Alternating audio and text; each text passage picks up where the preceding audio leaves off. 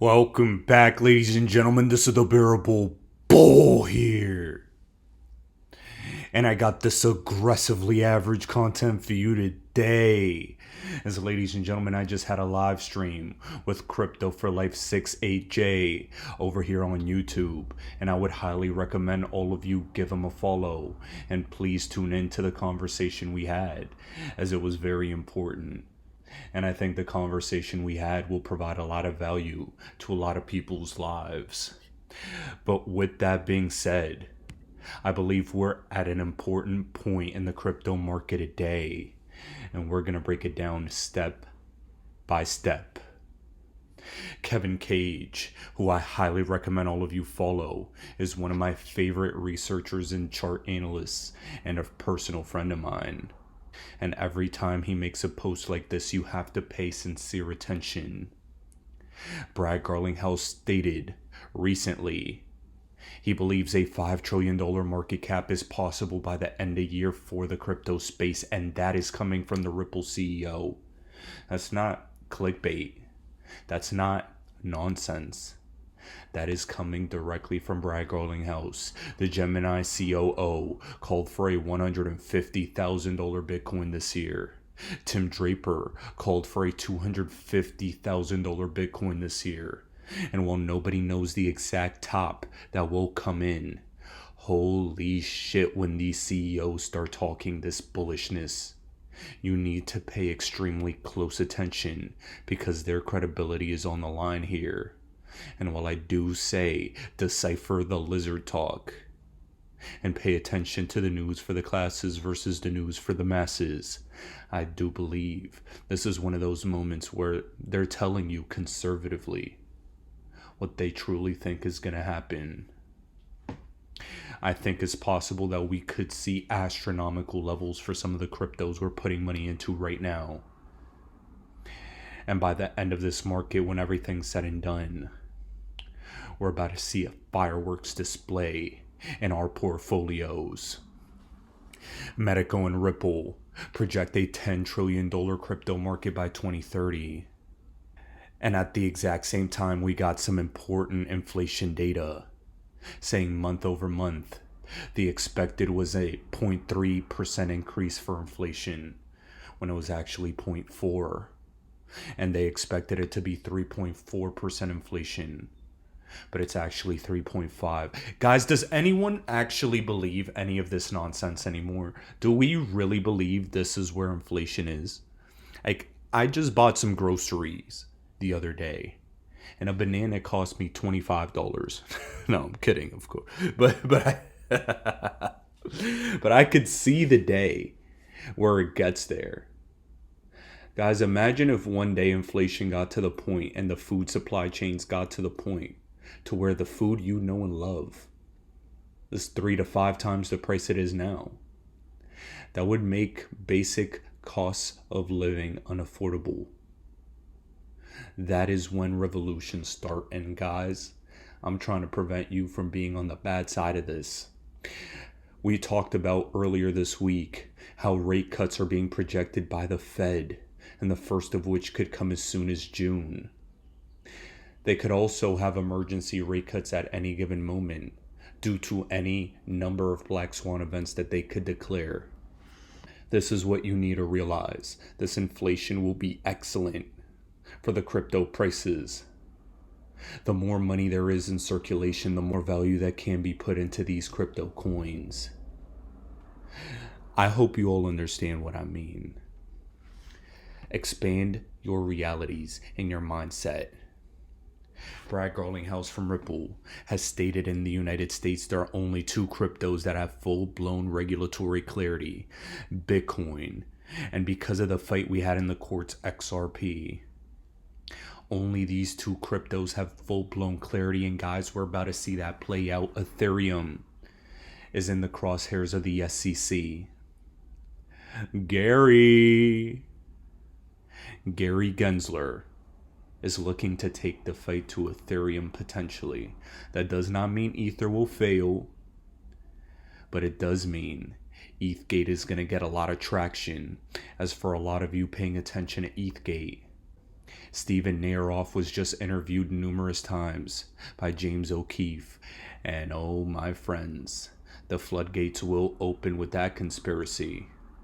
And the XRP army will be vindicated yet again. And it just seems so convenient to me that time and time again the XRP community is over here getting vindicated and we don't get the mainstream acknowledgement, do we? Because there always seems to be a group of people that is right on the money with a number of these calls. Ripple's Brad Garlinghouse predicted stablecoin market will reach $30 trillion. He also said that Ripple's stablecoin is set to grow liquidity on the XRP ledger and serve as a bridge between traditional financial institutions and DeFi. Do you understand how big the Ripple stablecoin news was? This Ripple stablecoin has been the most hyped thing happening around Ripple and XRP I've ever seen from Ripple themselves and from the community as a whole. This is about to open the floodgates for the value of XRP, and people don't get it. A hyper-suppressed, confirmed bull run of an asset is at your fingertips, and people want to bitch to me about it's at 60 cents. Ladies and gentlemen, when you see a community of people be so right time and time again, you know that they're on the money with truth, and truth will prevail. The truth is that this digital asset has full-blown clarity and has been chosen long ago. Not only that, my friends, they're telling you how big this is going to be, as BCB Group has moved its custody of digital assets to Ripple's Medico. Under every single financial rock you look under, you see Ripple and XRP highlighted. Whether it's a partner or a subsidiary or somebody working at a company, Ripple's fingerprints are on the future of finance. Do you understand? I don't think a lot of people understand. It's probably the boomers. But in all seriousness, to my boomer friends, this will make XRP more investable to all of you. XRP is highly likely to be the next ETF, along with Ethereum. People don't fully understand, and they haven't really paid attention to how in the United States there are only two assets with full-blown clarity. Ethereum will likely get an ETF before XRP, but XRP is third in line for an XRP ETF from BlackRock. And I can't stress this enough when these people talk. You need to understand and read between the lines of what they're saying. I told David this backstage. When friends of mine ask me, hey, I want to invest in crypto, how should I do that? I always say, like, invest in a basket. I'm not saying just buy Bitcoin or just buy XRP. I'm saying you want to invest in a basket and have diversification. So, look, I think there will be other ETFs. Unfortunately, I think it's going to take a little bit of time because the United States SEC is fighting that. But I think one of the things that people don't fully understand, they haven't really paid attention to, in the United States, there's only two cryptos that have regulatory clarity. Bitcoin, and because of the fight we had with the courts, XRP has regulatory clarity that it's not a security. And so that is, I think, it's a differentiator. And I think it does matter. And ladies and gentlemen, that non-security designation is oh so important as we see the SEC's tentacles continuing to spread. The UNISWAP CEO has vowed to fight the SEC's Wells notice, as UNISWAP is next in line to get harassed by the SEC. Right now, the SEC is looking to rein in the DeFi space. And that's a big reason why I talked about openly on my YouTube channel the other day, Jupiter. In my opinion, the #1 DeFi exchange on Solana. It's blatantly obvious to me that this thing is headed for success, as the Ethereum ecosystem is gaining a lot of question marks. Invest in ecosystems that are going to thrive and are currently thriving. Now, that is not financial advice, and I am not a financial advisor. I'm not recommending you buy this coin right now. I'm simply putting it on your radar as something I've put money into. And ladies and gentlemen, stay the course and pay attention. Regulated DeFi is coming to the world. AMMs on XRP have gone live with bug fixes yet again. And the perfect XRP storm is upon us. We're also seeing that Grayscale has added AVAX and XRP to their large cap fund portfolio for the crypto space. And that's only an initial indicator that the tide and the perception is shifting in regards to XRP. But I do want to point out something significant and something very important. Adam Cochran posted a thread showing how UNISWAP is 6 years old, and for the SEC to have provided zero guidance in the space and yet issue them a Wells notice is completely unfair. It's almost as if the XRP army warned everyone in crypto this was coming long ago. But instead of rallying like they're trying to rally right now after the Ripple case, now they have to deal with the SEC's wrath. And I remember vividly when Jeremy Hogan said he'll be glad that XRP went through this first. And I certainly am. XRP is now currently free as every other crypto in existence is in the line of fire of the SEC. Even ETH isn't safe. And the way I'm feeling right now, every other token can suffer like we did. The punishment is the time wasted in litigation. And trust me when I say no other community in the world has suffered in the crypto space like the XRP army has. We deserve everything we're gonna get. And I can't stress this enough. Now guys, I want to put to your attention one of my favorite cryptos in the world and one of my favorite calls that I've made. Proppy is a coin that I've been recommending since 25 cents and it's currently up 15x to $3.78. The real world asset tokenization process is happening in real time in the crypto market, and Proppy is leading in the real estate sector in regards to crypto. They recently launched Proppy Keys, yet another opportunity with the Pro token and minting addresses that you guys could take advantage of. And with the rise of squatter rights in major cities like New York, for example, people are increasingly finding more and more value in having deeds on chain.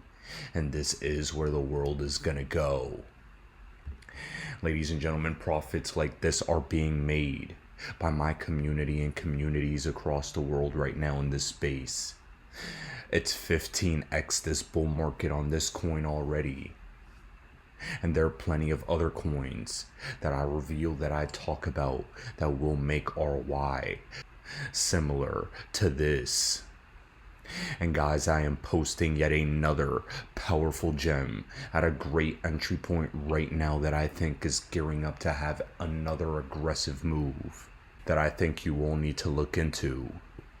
And I think its chart is ready to move in the coming days or weeks. That's posted on my OnlyFans at onlyfans.com/thebearablebull. And I hope you have the opportunity to subscribe, as everyone on there is absolutely grateful for the money we've been making recently. Now, ladies and gentlemen, to cap off this video for today, I'm going to remind you of my 100 reasons why XRP will hit new all-time highs in 2024 video, and play for you yet another reason from this video as a gentle reminder of Ripple and XRP's takeover. You guys remember earlier in this video when we touched on Medico. And right now I'm going to give you a firm reminder of the importance of Ripple's new acquisition. Ladies and gentlemen, this is the Bearable Bull here. Thanks for tuning in. As always, I appreciate every single one of you. Now I'll be back tomorrow with another video. Now, ladies and gentlemen, as we've achieved the official halfway point of this video, we're going to get into the spicier reasons for why I believe XRP is going to hit new all-time highs this year, as momentum, even during the SEC lawsuit, was building in Ripple and XRP's direction. And this reason right here is the most revealing thing that occurred during the bear market that 99.9% of you didn't really understand. Custodianship is something I've always stated has been a limiting variable for crypto adoption as a whole.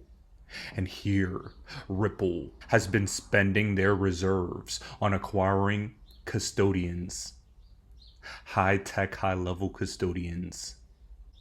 And we're going to break this down thoroughly. We understand that a limiting variable in crypto adoption has been custodianship. Ripple comes in, solves the problem, acquires companies during their lawsuit while they've paid over $100 million in legal fees. That shows that their cash is strong. But not only that, it shows that Ripple steps up to the plate with a solution to any problem these institutions have. And here, I want you all to see Brad Garlinghouse letting you know the exact same thing. The macro environment around custody digital assets is expected to be close to $10 trillion by the year 2030. And inevitably, people are going to need a place to store those assets, and safe, secure, and they're going to need to be able to transfer them as well, having good on and off ramps. Even a tokenization engine, some of the work Ripple is doing around central bank digital currencies or CBDCs. So we think there's a lot of pieces that come together. And we already had, and I remember when you and I first spoke, I remember being on a call with one of the largest top 10 banks in the world, and a bank Ripple was already working with, and they were asking us about, could we help them with their custody? This is prior to the Medico acquisition. And we weren't in a position to do that. And so when I think about that synergy, the ability to say to that existing Ripple customer, hey, here's a best in class, going head to head, time and time again, and winning on the custody level, to be able to bring that product to them, I think is a great opportunity.